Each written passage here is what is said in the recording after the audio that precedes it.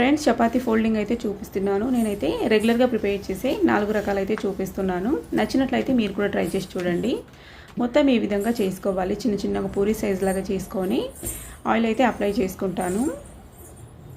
రెండైతే triangle షేప్లో చూపిస్తున్నది. First one వచ్చేసి ట్రయాంగిల్ షేప్లోనే ఉంటుంది. ఇది కూడా లేయర్స్ లాగా వస్తుంది. ఇదైతే స్క్వేర్ షేప్లో ఉంటుంది. చాలా బాగుంటాయండి, మెత్తగా లేయర్ల లాగా అయితే చపాతీలు. ఇది సెకండ్ వన్. ఇది వచ్చేసి సర్కిల్ షేప్లో వస్తుంది, రౌండ్గా అన్నట్టు.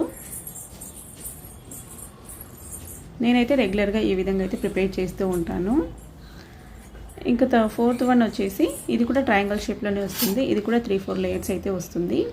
మరి మీలో ఎంతమంది ఏ విధంగా ప్రిపేర్ చేస్తారో షేర్ చేసుకోండి. అలాగే వీడియో నచ్చినట్లయితే ఒక లైక్ చేయండి. మనం పిండి కలుపుకునేతోనే ఉంటుందండి చపాతీలు మనకి ఎంతసేపు సాఫ్ట్గా ఉంటాయి, ఎప్పుడు గట్టి పడతాయి అనేది. నచ్చినట్లయితే లైక్ చేయండి.